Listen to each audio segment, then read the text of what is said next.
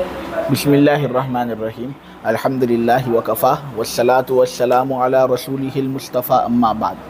تقسیم القضاء واما القضاء فنوعان الاول کامل الثانی وقاصر فالکامل منہ تسلیم مثل الواجب صورة ومعنى كمن غصبك في حنطة فاستهلكها ضمنك في حنطة ويكون المؤدى مثلا للأول صورة ومعنى وكذلك الحكم في جميع المثليات۔ وأما القاصر فهو ما لا يماثل الواجب صورة ويماثل معنى كمن غصب شاة فهلكت ضمن قيمتها والقيمة مثل الشاة من حيث المعنى لا من حيث الصورة۔ ادائے کامل اور ادائے قاصر سے فراغت کے بعد اب قضا کا بیان شروع کیا جا رہا ہے۔ عین واجب کو اس کے مستحق کے حوالے کرنا ادا ہے۔ جس طرح ذمے میں واجب ہوا اسی طرح اس کے مستحق کے حوالے کیا، صفت میں کمی کیے بغیر تو ادائے کامل، نگر صفت میں کمی کرنے کے ساتھ عین واجب کو مستحق کے حوالے کیا تو یہ ادائے قاصر۔ یہ دونوں چیزیں آپ لوگوں کے سامنے بیان ہو چکی۔ اب صاحب اصول الشاشی قضا کو بیان کر رہے ہیں۔ قضا کی تعریف پیچھے گزر چکی ہے۔ مثل واجب کو اس کے مستحق کے حوالے کرنا قضا کہلاتا ہے۔ مثل واجب کو اس کے مستحق کے حوالے کرنا قضا کہلاتا ہے۔ عین واجب کو اس کے مستحق کے حوالے اگر ہم کریں تو یہ ہے ادا۔ مثل واجب کو اگر ہم اس کے مستحق کے حوالے کریں تو یہ ہے قضا۔ قضا کی اولاً دو قسمیں ہیں، قضا بمثل معقول اور قضا بمثل غیر معقول۔ قضا کی اولاً دو قسمیں ہیں، قضا بمثل معقول اور قضا بمثل غیر معقول۔ مثل معقول یہ ہے کہ عقل جس کی مماثلت کا بغیر شرع کے ادراک کر سکے۔ مثل معقول یہ ہے کہ عقل جس کی مماثلت کا بغیر شرع کے ادراک کر سکے، عقل خود فیصلہ کر سکے کہ یہ واجب کا مثل ہے۔ مثلا نماز چھوڑ دی تو نماز قضا کر لی، روزہ چھوڑ دیا روزہ قضا کر لیا۔ تو یہ ایک ایسی چیز ہے جو مثل معقول کے قبیل سے ہے کہ شریعت اگر نہ بھی ہو تب بھی اس کی مماثلت کا ادراک عقل کر سکتی ہے۔ اور ایک ہوتا ہے مثل غیر معقول۔ یہ مثل معقول کا الٹا ہوتا ہے کہ عقل جس کی مماثلت کا بغیر شرع کے ادراک نہ کر سکے، عقل جس کی مماثلت کا بغیر شرع کے ادراک نہ کر سکے، شریعت کی محتاج ہو عقل تبھی وہ مماثلت کا ادراک کر سکتی ہے، ورنہ وہ ادراک شریعت کے بغیر نہیں کر سکتی۔ جیسے شیخ فانی کے حق میں روزے کا بدلہ فدیہ ہونا، شیخ فانی کے حق میں روزے کا بدلہ فدیہ ہونا، یعنی روزے کی قضا فدیے سے کرنا۔ تو روزے کی قضا فدیے سے کس طرح ہوتی ہے؟ کیا عقل شریعت کے بغیر اس کا ادراک کر سکتی ہے؟ نہیں کر سکتی، وہ شریعت کی محتاج ہے۔ تو یہ ہے بمثل غیر معقول۔ تو اب قضا کی یہ جو دو قسمیں ہیں، قضا بمثل معقول اور قضا بمثل غیر معقول، اس میں سے جو اول ہے قضا بمثل معقول، اس کی دو قسمیں ہیں، نمبر ایک کامل اور نمبر دو قاصر، جس کی طرف یہاں اشارہ صاحب اصول الشاشی کر رہے ہیں۔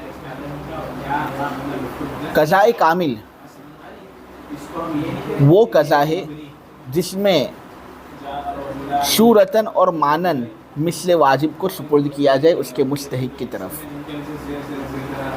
قضاء کامل وہ قضا ہے جس میں واجب کے ایسے مثل کو مستحق کے حوالے کیا جائے جو واجب کا صوری مثل ہو اور جو واجب کا معنوی مثل ہو۔ یعنی ذمے میں جو چیز واجب تھی اس کے بدلے میں ایسی چیز سپرد کرنا جو ذمے میں واجب شدہ چیز کے صورتاً اور معناً مثل ہو۔ ذمے میں جو چیز واجب تھی اس کے بدلے میں ایسی چیز سپرد کرنا جو ذمے میں واجب شدہ چیز کے صورتاً اور معناً مثل ہو، اس کو کہتے ہیں قضاء کامل۔ اس کی مثال جب آپ کے سامنے آئے گی تو آپ کو یہ بات اور زیادہ اچھے طریقے سے سمجھ میں آئے گی۔ مثال کے طور پر صاحب اصول شاشی فرماتے کہ کسی آدمی نے ایک قفیز گیہوں غصب کر لیا۔ قفیز یہ ایک طرح کا پیمانہ ہے، پرانے زمانے میں یہ چلتا تھا गेहूं को नापने का। जिस तरह हमारे ज़माने में किलोग्राम्स होते हैं, ग्राम्स होते हैं, तो उस ज़माने में एक तरह का पैमाना था जो गेहूं को नापने के लिए इस्तेमाल किया जाता था। तो अगर किसी आदमी ने एक कफीस गेहूं गसब किए, दादागिरी से ले लिए, तो अब उस एक कफीस गेहूं को लौटाना उसके लिए ज़रूरी हुआ या नहीं? लेकिन उसने लौटा ही नहीं, गासिब ने उनको हलाक कर दिया। मसलन वो उनको खा गया। तो अब जब अदायगी पर वो कादिर ही नहीं है, न कामिल तरीके से अदायगी कर सकता है, न काशिर तरीके से अदायगी कर सकता है, क्योंकि वो अब ख़त्म ही हो गए, वो उनको खा गया। तो अब गासिब एक कफीस गेहूं का ज़ामिन होगा। उसको चाहिए कि वो एक कफीस गेहूं किसी जगह से ले आए और वो एक कफीस गेहूं मालिक के हवाले कर दे, अगरचे ये वो गेहूं नहीं जो उसने गसब किए, कि फिर हम इसको अदा कह सकें। अगरचे ये वो गेहूं नहीं जो उसने गसब किए कि फिर हम इसको अदा कह सकें, बल्कि ये उन गेहूं का मिसल है। लेकिन अदायगी से जब आदमी कासिर हो तो कज़ा उसको करना चाहिए। यहाँ पर कज़ा उस पर लाजिम हो रही है। उसके ज़िम्मे में ये बात ज़रूरी होगी कि वो किसी दूसरी जगह से एक गेहूँ ले और वो मालिक के हवाले करे। अब ये मालिक के हवाले जो वाजिब का मिसल अदा कर रहा है ना, कि जो ज़िम्मे में गेहूँ वाजिब हुए थे उसका मिसल वो अदा कर रहा है। ये मिसल जो है वो सुवरी मिसल है और मानवी मिसल है।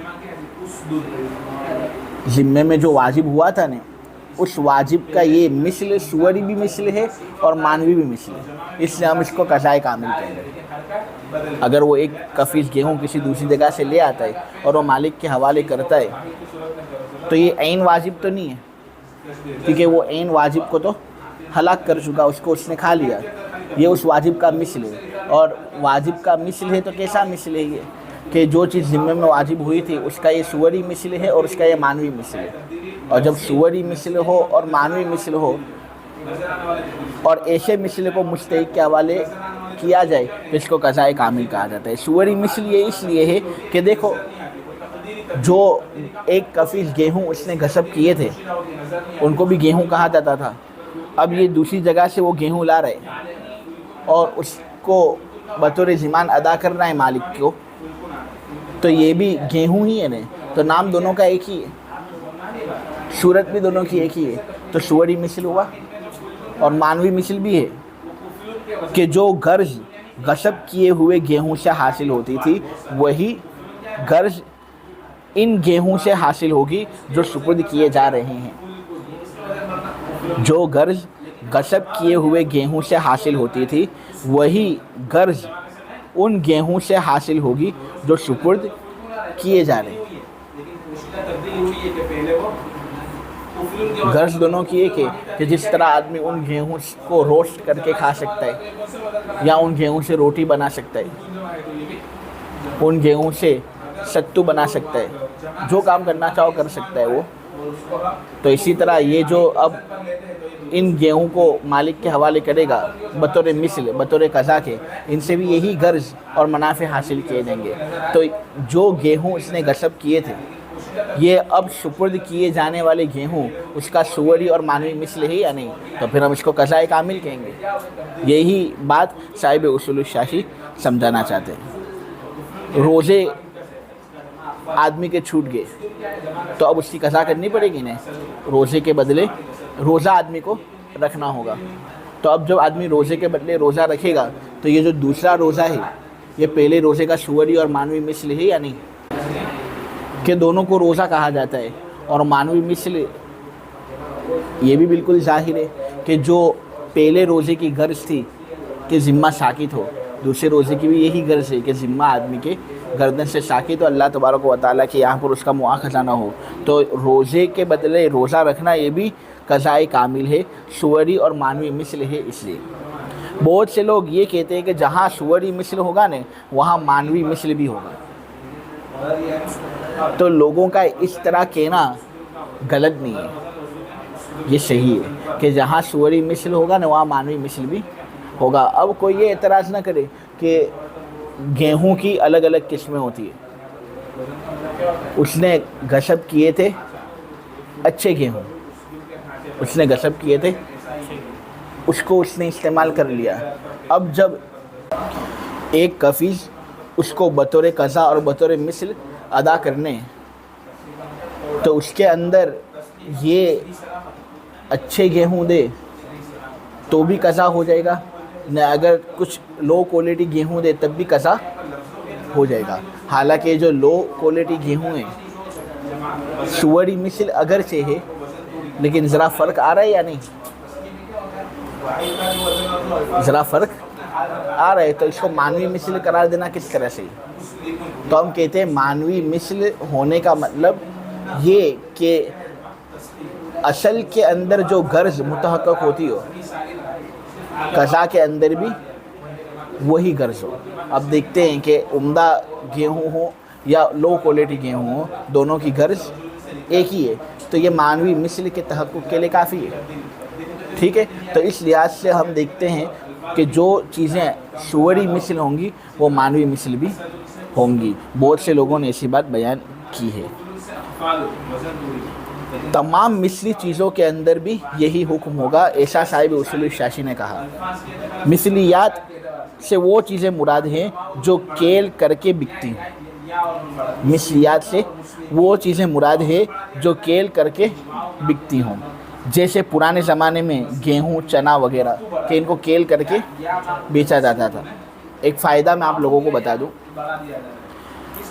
کہ نبی کریم صلی اللہ علیہ وسلم کے زمانے میں جو چیزیں مکیلی تھی ہم ان کو مکیلی ہی سمجھیں گے، اور اللہ کے نبی صلی اللہ علیہ وسلم کے زمانے میں جو چیزیں موزونی تھی ہم ان کو موزونی ہی سمجھیں گے۔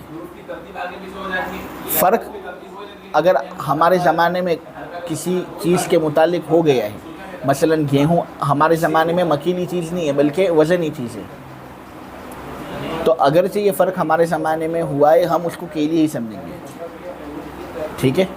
تو مکیلی اور موزونی چیزوں میں نبی کریم صلی اللہ علیہ وسلم کے زمانے کا اعتبار ہوگا۔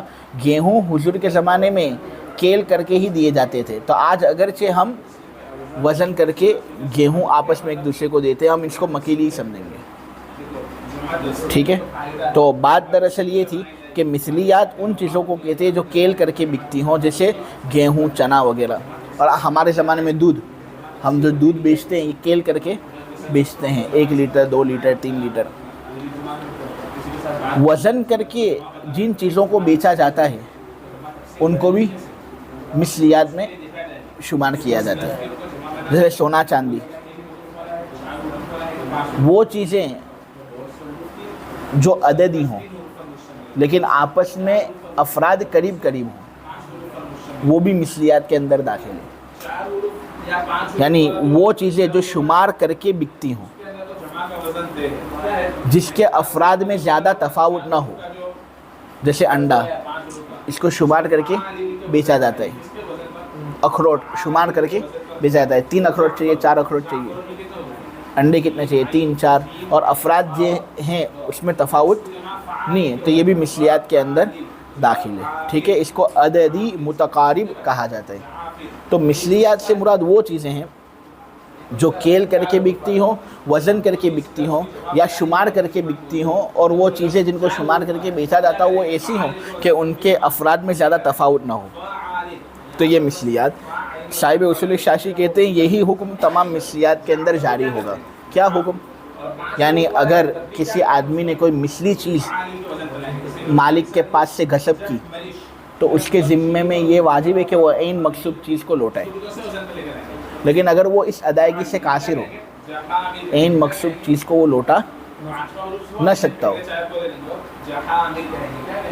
تو اس صورت میں وہ اس مثلی چیز کا مثل ادا کرے گا، ایسا مثل جو واجب چیز کا صوری مثل بھی ہو اور مانوی مثل بھی ہو، ٹھیک ہے۔